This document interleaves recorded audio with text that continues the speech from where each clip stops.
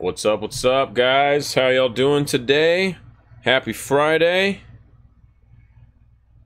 I know everybody loves the Friday. Good weekend time.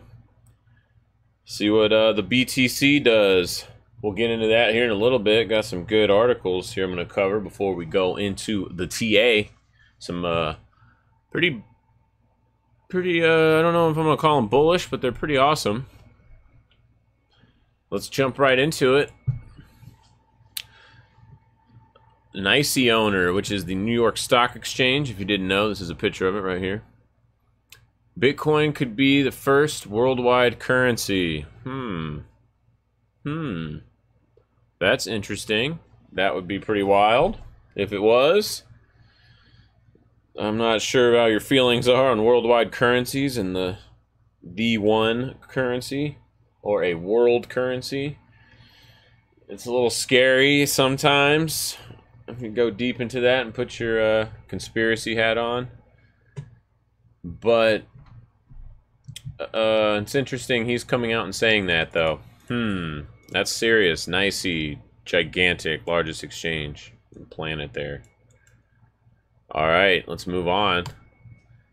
Argo blockchain becomes London's first cryptocurrency listing. Ticker ARB on the London Stock Exchange, that is. So they raised about 25 million pounds. It's probably a little over $30 million, maybe like 34 or something like that. So they're going to be the first crypto mining company to get on the London stock market. Pretty interesting. You got all this kind of popping up behind the scenes quietly. No one really is barking about it because, you know, Bitcoin is, you know, it's pretty much dead now. $7,000, it's over. Pack it up. I don't even know why I'm doing these videos now. I'm too late to the party. But yeah, it's pretty cool. Get it in there.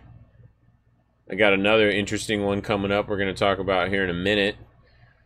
So you got Nicey coming down saying, oh man, world currency maybe? Bitcoin could do it. And we got a blockchain company, not as cool. I don't really know anything about Argo, but I think it's cool that it's going to be a first listing on the London stock market. Here we go.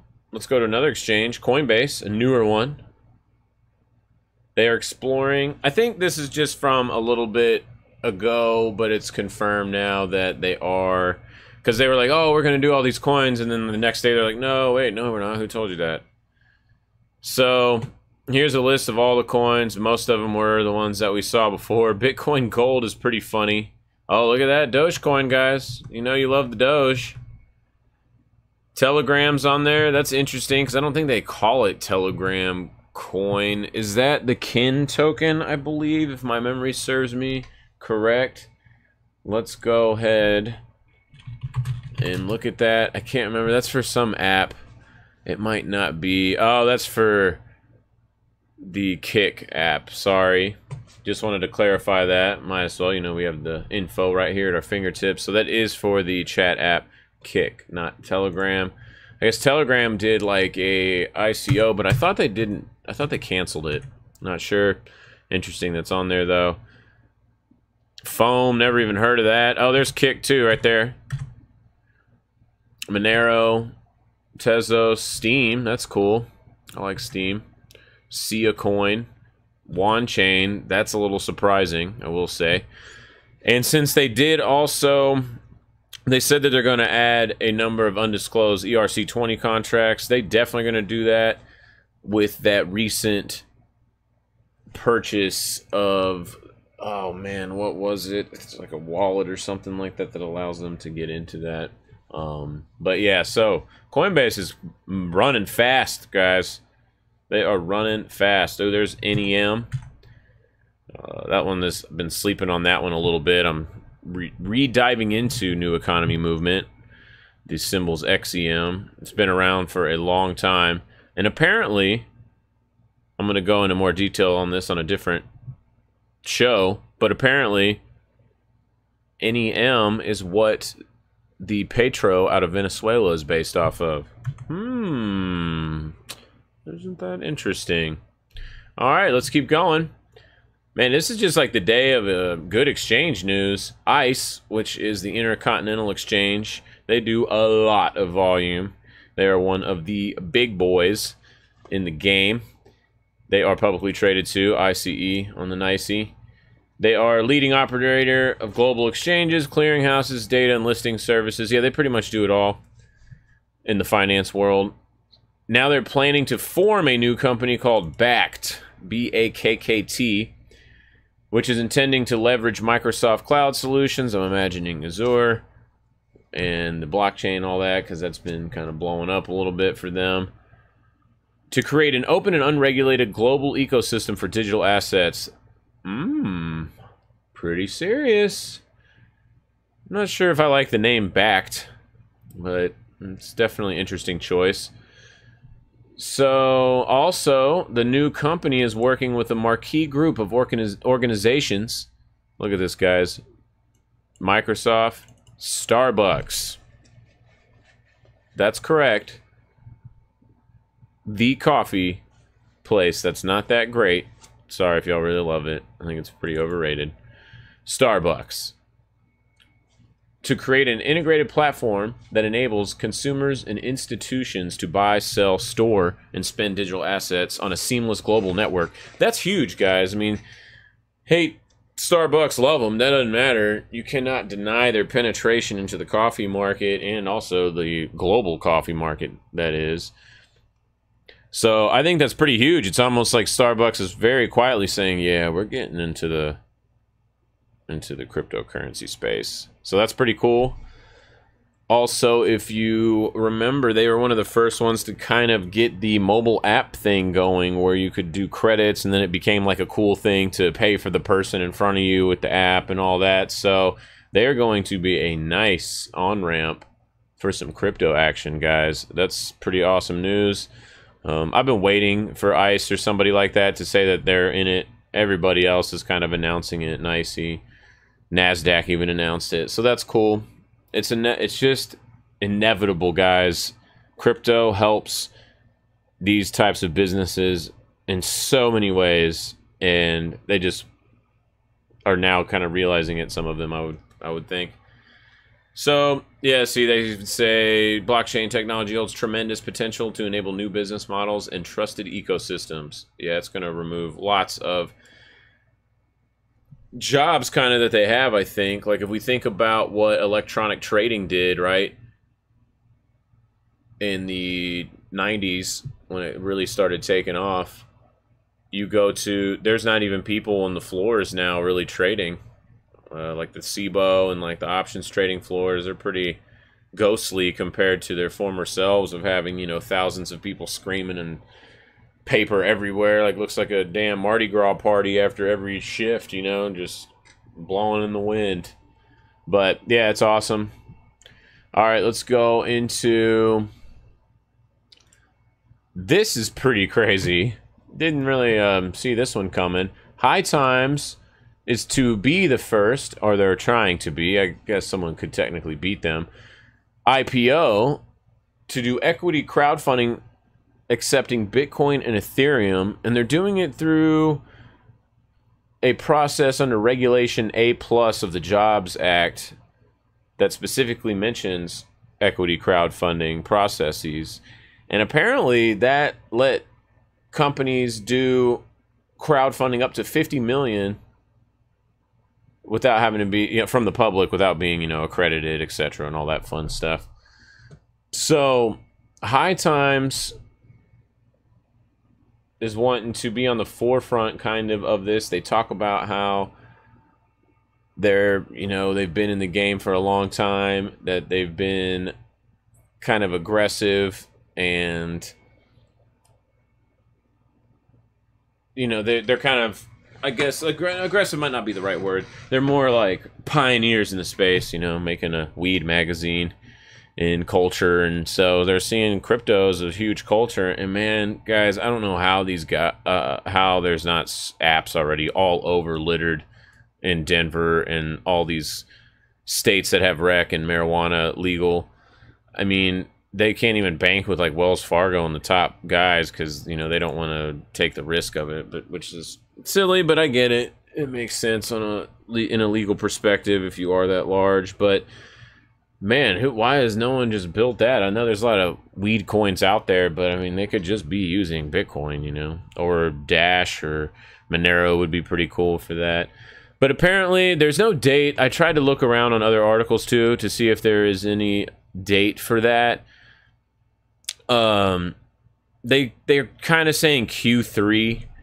This was written in August. Some of the articles I did find about them mentioning an IPO outside of accepting Bitcoin and Ethereum was from June. So it's been just kind of talked about recently this summer. But yeah, Q3 this year, that would be bananas. That would be pretty awesome for the market. I think a lot of people would like that. And you know what? If they're smart, something tells me that they're going to actually commit to doing it in Q3. Let's not forget, weed in Canada goes legal rec, October 17th, smacking them right in Q3. Just food for thought, guys. I don't know. Of course, no one knows shit, but hey, interesting timing there. So they want to IPO, it looks like, at around 11 bucks. So, that's kind of what I initially think. That seems like kind of high. We'll see what happens when that gets listed. Definitely will be keeping an eye out for news articles on this. This is a pretty big deal. This is a pretty big deal. So, let's see. Let's keep going here. Oh, this is interesting.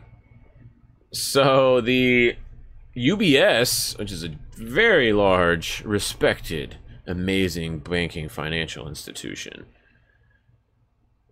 that never hurt a soul, just like JP Morgan and all the other incredibly amazing banks. I mean, they have just such a vast moral foundation. You know this, right? Well, anyway, so yeah, a lot of people do preach this. Bitcoin evangelists preach that the virtual currency will one day supplant the dollar. Well, apparently now even the head of NICE is saying that too in the article we covered back over here. It could be. Oh, what? Oh, interesting. Is he an evangelist? Maybe. So, UBS, I'm trying to find this 34-page report somewhere. I couldn't find it. They didn't link to it in here, which is kind of lame. But I want to read actually everything that they wrote about that. UBS, you know, I don't like banks, but I will respect some of their opinions, and especially more so UBS. They're not like a Bank of America or something like that. I feel like they're a little bit more respectful than they are, but I'm probably splitting hairs here. But apparently, in their research, they say for Bitcoin to replace U.S. money supply, paper bills, coins, travelers, checks, and the like, which you're probably referencing to like the M1 or the M0 money supply, its price could need to hit nearly 213,000. Oh my God, everybody go all in right now. Close it up. What am I doing? Go to the markets. Show you how to buy. FOMO in. Or, I like how they added this caveat, or its network's processing capabilities would need to dramatically improve. And that's why I really want to see how they came to that conclusion, because that's an interesting thing to say. That's not something you hear a lot about even in the space when you're talking to your friends, etc. It's just like, oh, if it gets this percentage of this market, it goes up a lot. I know I've said that a bunch of times before, and that most of that is true. But a lot of people don't bring up the fact that, what about its networking processing capabilities dramatically improving? Does that make it to where the price of Bitcoin wouldn't have to be as high to facilitate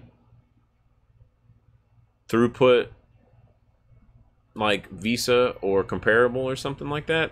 I don't know, it's interesting. So I really want to get a little more in depth of that perception that they had on that. And I'm also curious too, I'm going to bring that up to a couple of my buddies that are a little bit more technically savvy than me and see what they believe about that proposition. Of course, they always have to throw this in there. Our findings suggest that Bitcoin in its current form is too unstable and limited to become a viable means of payment for global transactions or a mainstream asset class. Oh, really? Really? Is that a means of payment for global transaction or a mainstream asset class? I'm pretty sure there is a large... Oh, man, it's like an island. It's pretty important. Oh, yeah, Japan has Bitcoin as legal tender in the country. So, come on. People are already using it. There's already global payments going on. There's millions of dollars being sent daily on the network. So, but they got to kind of throw some salt in there, you know. And we'll just go all bullish on it because, hell, they want to see lower prices probably. So they can get some more. According to Chain Analysis, they also added in this, Bitcoin's use in commerce has declined since peaking last September. The demand explains more than 70% of the change in Bitcoin's prices, and they're just using probably some other analysis to complement theirs. I want to find that, and I will find it eventually. If any of y'all know where it is, please send it to me, or put it in the description or comments, because I will read that and do another show that dives into that a little bit more, kind of like I did on the Van Eck response letter to the SEC. Because I think those are pretty valuable. A lot of people don't go into the details. It's easy just to read headlines and buzzwords. All right, guys, let's jump over to the market. Here we go. Bitcoin down now 9% for the last 7 days. Man, so sad. Wah, wah, wah. Here we go. 11 on Ethereum. Ripple still showing some decent relative strength. Let's see who else is showing some. IOTA is as well. Ethereum Classic has been kicking some butt today. I did notice that. That's always nice. Of course, Binance, we spoke about this yesterday. It has been showing massive relative strength, and it didn't just show in the last few days, too, since Bitcoin has been selling off. It has actually been showing that pretty much since, I would say, let's just pull it up real quick. My memory serves me correct. It's pretty much been showing that since we had this bottom back here, this sell-off, it's just been going up while everything else teetered to sideways to down. So it's definitely been a good mover. Let's check out some ETC. That's Ethereum Classic, if you don't know. Since that was on there too. You can see there's a nice little pop here. You know, got a couple bucks in there. I like ETC. We've looked at it several times. So coming up on this resistance, so do know this is going to be tough to get through. The market's going to have to get very bullish. Like Bitcoin will likely have to break this 8,600 level on the higher upside to get really bullish, in my opinion. I believe that. Tron, everything is getting pretty beat up. Although if you do look in the last 24 hours here, guys, we have a lot more green than yesterday. Everything is kind of calming down a little bit. Kind of digesting some of these moves. See what's going to happen. But I like to see that. Maybe let's see if we can keep continuing that momentum here. Because let's go ahead and get into that. It's a good segue for just checking out the Bitcoin. And here we go, guys. Again, we talked about this being the... Let's just take this out and put it on big screen for y'all. There you go. So here you go. This consolidation, we talked about it in the last two videos. Very important. This is the big overhead resistance. As I said earlier, about 86. If we could clear that on a closing basis, that would be nice confirmation instead of these little wicks here. Wicks don't really mean that much. Not in larger trend moves. Price does like to revisit wicks, like when this one happens, but not in bigger moves. They're not as relevant. Anyway, so we talked about it. If we can still hold this here, this area, that is the major support. If we can't, 7,000 is going to be about my total floor before I think we get real bearish again. And clearly, for confirmation on that, if we break this channel right here that's been forming since June, mid-June, and we had a little false breakout, if we break this channel as well and it's not 7,000, because let's say we just go sideways right here, pop a little bit, maybe go up to like 78 and kind of go sideways. By the time we do that, we might be like over here. So then 7,000 is not going to be as important as this trend line being busted. Still important, but now this trend line, I believe, will become more of a support. But we still got, you know, a week or so for that to play out. All right, let's go down to the 4-hour. And let's look at some internals. We have been seeing positive divergence on the 4-hour RSI and the DMI. Volatility is falling off really hard today, guys, in the last 8 hours here. Let's see if this finishes here. Obviously, if this candle, this 4-hour candle in the next 2.5 hours does sell off hard, this will pick back up. But it is rolling over fairly fast. And the bulls are still, or I'm sorry, the bears are still kind of in control in the 4-hour. They are still above the 26 mark, which on the DMI, that is where I like to look at that level of power. All right, let's go to the 1-hour, see if we can see anything different. So earlier today, they tried, guys. They really did. We got up to about 7,500. And then tapped right on this orange, the second speed line on the 1-hour, and now we sold off pretty good, but we keep getting caught right here. See, right around the 73, guys. 73, as we discussed, we got all this consolidation before this move that broke out on a, like, more so than it has in a while. We did get RSI to close above 70 for the first time in a hot minute. We've talked about this in other videos. As you can see, the last time was over here. It did over here. And maybe something that's a little bit more similar to what is happening now is something like one of these back in here. But we do not have confirmation. It is nice that this RSI, as y'all can see, is hanging out right at 50. That's, as we've talked about before, RSI, it's not just overbought when it goes over 70. It needs to come back and close below 50 for that to be losing momentum. And you're probably going to be like, oh, hey, bro, it's right here. Look, it closed over 50, below 50. Okay, yes, it sure did technically by, it's like 49.30 something. All right, this is not that much of a science. It's not going to matter. As long as the range and the margins are close, it is still acceptable. So that is very acceptable to me.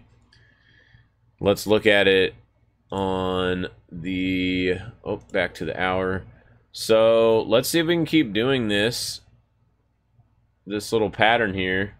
And just like I said, hold 73. If you don't want to keep staring at charts, I know it's fun, but just get it in with the price and just put an alert right there. You know, you're like, oh, I'm done. I got me an alert. I go a little bit lower. I make like a base, and then I give me a little bit extra room. That's just kind of how I do it, because everybody's watching the same movie, guys. I've said that almost every stream, but it's so true, and you need to remember that.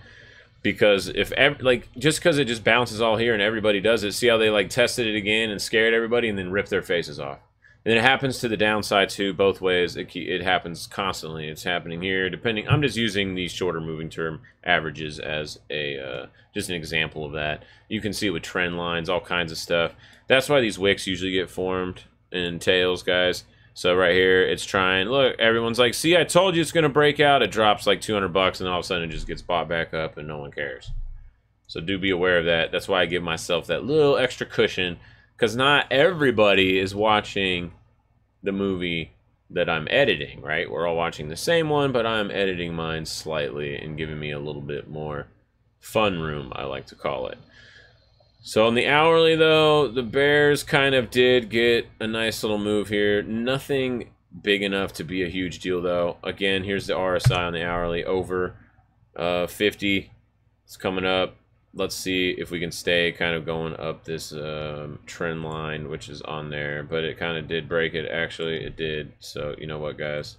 Unless that's for the daily. Sometimes that happens on TradingView. It looks like it's crossing, but it's actually for just like a different time frame. Yeah, this looks like it's for the daily.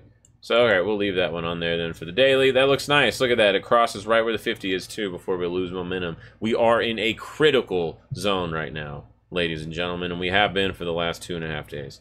We need to hold this. I don't know how to make that more serious, so you'll know I ain't playing, man. All right, let's look at the other Bitcoin chart that I like to use. This one has my little special moving average on there that I really like. That will be this blue and this red combination. The red one behind it, this one is just a simple 50, nothing fancy at all. It's just something I use as a kind of little basic. That's what a lot of people are using, and I like to have a little beta against like the one that how mine looks like. As you can see, it looks different a lot of times. It's like kind of up and below it and all around it and stuff like that. It's just for a point of reference for me, that's all. But anyway, I'm not trading off of that, okay? But here we go. If we go to the daily, we are still in bullish territory according to my average, which here, look at that, the average is even. I like to kind of break it where it starts this break.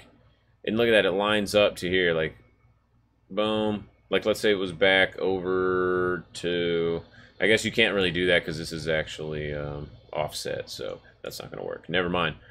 But let's go to the 4 hour. 4 hour, it is bearish. You can see it went bearish here at about 8,000. But it is trying to pick up some momentum here. This volume on the sell-off was not very huge. Only that initial spark volume, and then everything else following it has been diminished slightly. Even on the daily, you can see, boom. Second day had a little bit more with a slight more sell-off, and now we're like hitting way low volume. Like it's way underneath here. It's tiny. It's tiny. So that's a good sign that the volume's slowing down. So when the volume picks up, that's going to give us probably price confirmation in either direction. All right, let's go down to the, let's do the 850. This is like one of my favorite time frames. Here you go. We're battling the bears on the 850. They got a lot of bark right now, but they are not in control. As y'all can see, they are banging against the mid-20s line there. But again, the bulls also are being a little weak too. They are floating right before they go across the week. So that is incredibly neutral for both of those to be at exactly where they are. It is also super neutral. Look at this. We're bouncing off the 50. We're bouncing off the red line, which is kind of the oh shit marker and confirmation marker. It's oh shit for a management way of like using it to make sure you're out of a position that's going against you. And then it's also confirmation too for downside as well. Like if it broke to the downside, since we are above it at this point. But the blue line is just like giving you the warning, and it does not bounce between these two areas very often. You can go back here a little bit and see it did it a little, like, no, kind of not even, because it went above the red just for a second for like one candle. This has already been for 3, looks like it'll be 3 candles, although we still have 12 hours left. That's an eternity in the crypto game. But yeah, you can see here, it's like it doesn't happen often. Even when it's crossing, it usually just goes through them, or it can't even get close. So I'm just scrolling back. Oh, here's a little bit consolidation there coming from the downside. So, you know, that's interesting. Maybe that's a little fractal for thought. And, you know, get a little pump out of this, but not one that gets us to, let's go to this is more relevant for us. Oops. Right here, if we get that same kind of action and ride up this and maybe just pump to here again and then roll over, that is totally likely. I could easily see that happening. But you can sit here and predict crap all day. It doesn't matter. Price will tell you in those days it's better just to wait and wait for those good times. Be patient with your risk and your reward and your entries, right? Because that's the only thing you can control. All right, let's go to Ethereum.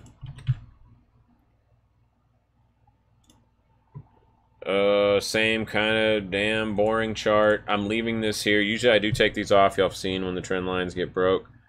I'm leaving that one there. in this longer term one there just to see if we get any kind of bounce. I will take this one off though.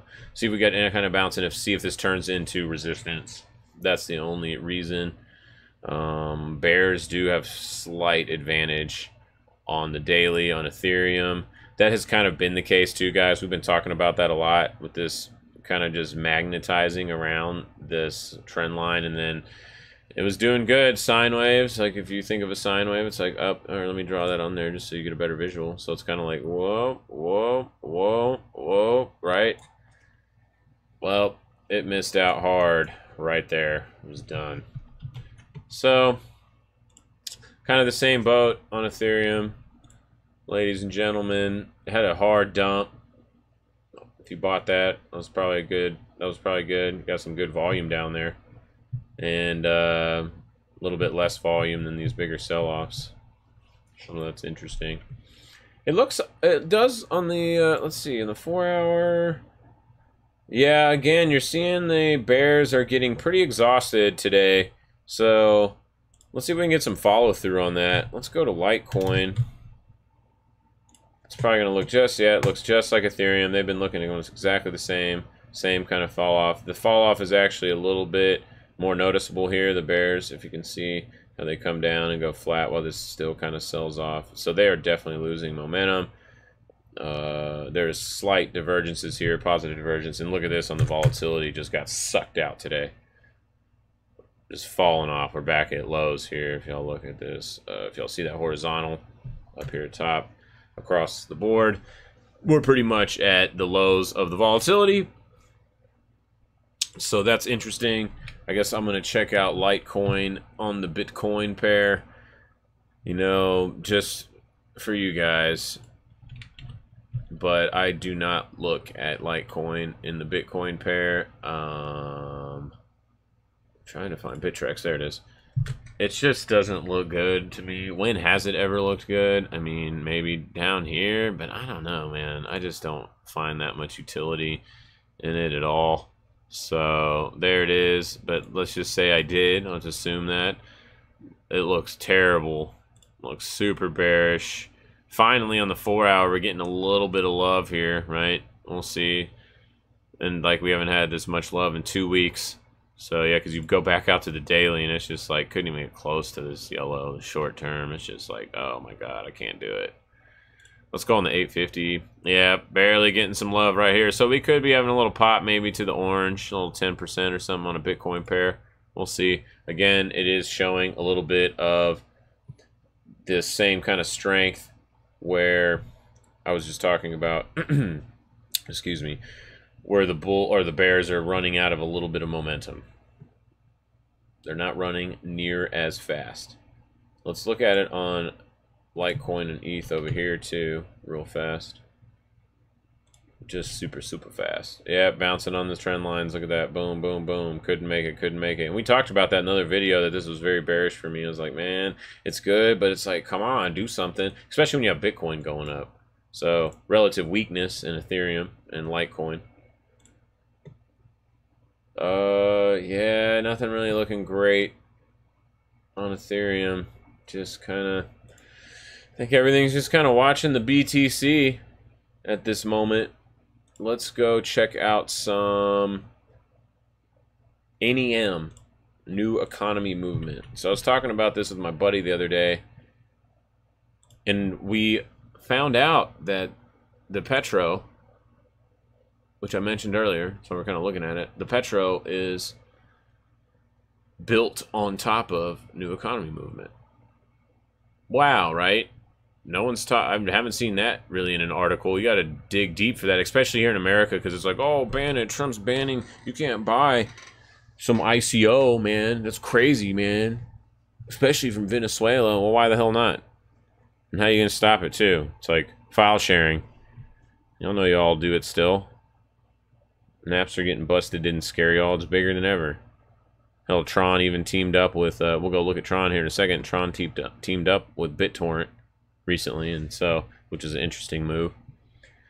So here you go. XCM is it at, if you want to talk about some good risk to rewards, that's what I'm thinking it is right here, in my opinion.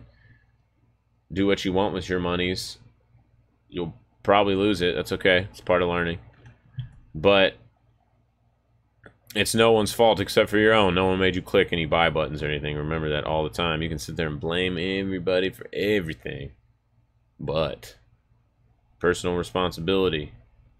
Own it. Even for people that do something wrong and it was their fault, what are you going to make them change? You just got to own it, man, and move on. Make your own solutions. It's very important. So, you got this really low. Apparently, the Petro is going to launch like later this month or something. I'm not sure if it's going to give any kind of pump for this or not. I have no idea. I am watching it closely, though, because I definitely have liked NEM over time. I kind of forgot about it, actually, the last 2 years, so unfortunately, because it had some nice moves. But hell, what hasn't in the last year? All right, let's go to Tron. Or actually, let's look at it on a lower time frame, because that is a 3-day. Ooh, daily, no bueno. 4 hour, no bueno.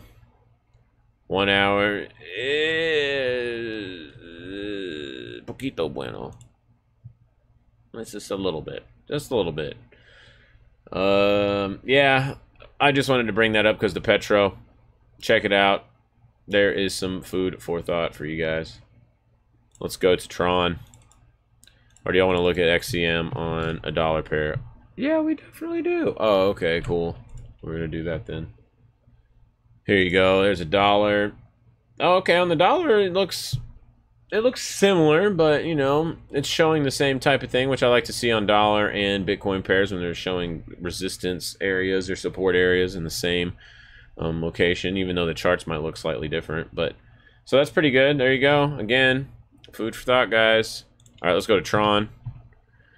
Good old Tron. Kind of slept on Tron a little bit. Oh yeah, Tron has more data on Binance.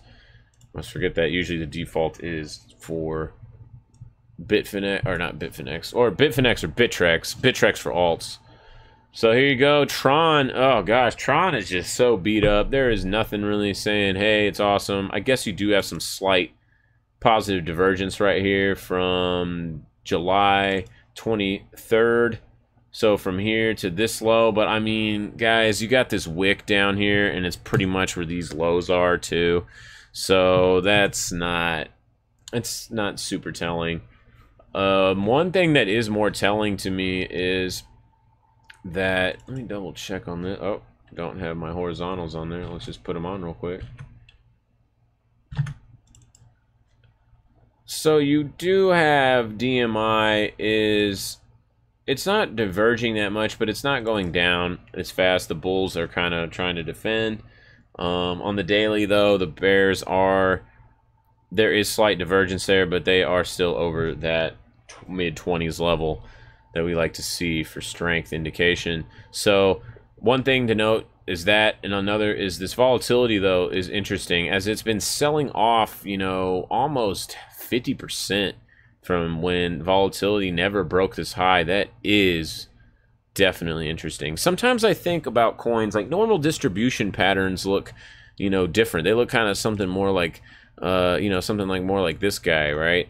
But maybe in this space, it is, I think it is very possible and likely that since these coins are so, most are so garbage anyway and can move so fast, like accumulation patterns can start looking different. Maybe that they go down more, and because they get ready for like these moves like that, you know, where it's just something insano. So I don't know, it's something to think about. Crypto is definitely adding lots of different dynamics and things that weren't really, I think, thought of before.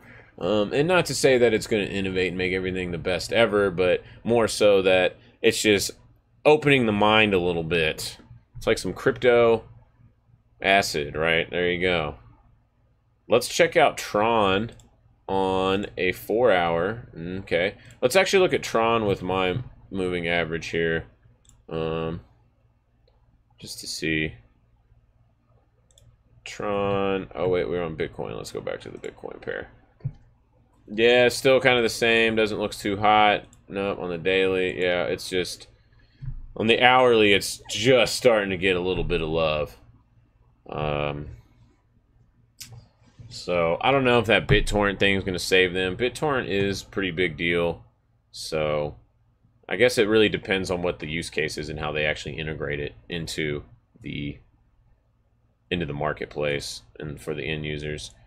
But yeah, nothing too special on there. We'll go back to Tron USD. And you're like, USD, who cares about USD? Well, why? It's great. USD, so it's like, it's the safest, bro. And, you know, I say that with some salt, of course. It moves a lot, as we looked at the chart the other day. But yeah, here you go. Kind of the same thing. On the dollar pair, it doesn't look as bad because you're at all this like support down here from about 2 to 3 cents. So not a bad idea. It's not a terrible thing. It is high risk, of course, like all these altcoins. They are like penny stocks. Do not forget that.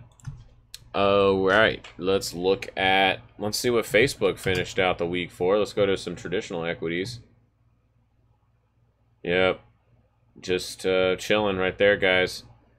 As I stated in that other, when it happened, I was saying I think we're in for something like this, and it does seem to be what is forming thus far.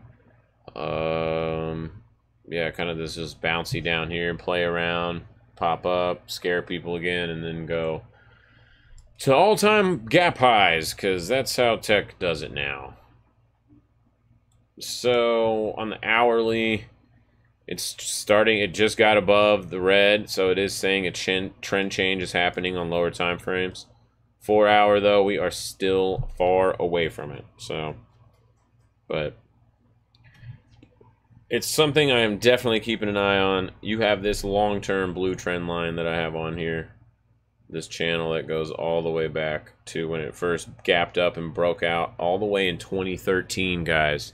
There is going to be massive support there.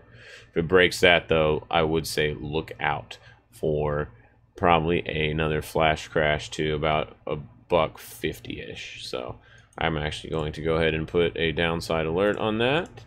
There you go. Bada boom. All right. Let's go to just traditional equities. The ES. This is the futures contract for the S&P 500. It's called the E-mini futures. There it is in the background. Always remember, I do have those watermarked. Okay, so for a reason you don't have to look up here. You can't see it. Maybe you can't have high resolution or anything like that. You do have it in the background, and the time frame is there as well. So if you look at this, is a little trade setup action that we posted, I believe, on one of the earlier videos. I keep forgetting to integrate the traditional market stuff in there. I have been doing a little bit better on it the last couple videos, and clearly this one I jumped into there. So there you go. It was pretty good. Risk to reward wasn't bad. You only had about 30 points here. And of course, guys, this is, you do what you want. Whatever you want your risk to be, you can put it up here. You can put it down here, right? Just know that a lot of pro traders are looking for at least 2 or 3 to 1. So they want, in visual format, you want this red box to be only half of the size of this green box max, right? Once you get 1 to 1s, 1.5s to 1s, over time, it's not, the probabilities and the odds don't work out as much in your favor. But as you can see, this is playing out fairly well. I am bullish in the general markets right now. You're probably like, that's crazy. And S&P also had to play catch up to the Nasdaq. It was showing weak relative strength. And so now you got it. It is back up there. Here's Nasdaq. Obviously, it's at all-time highs. The S&P was not. That's all I was referencing to the laggard movement of the S&P. It's catching up.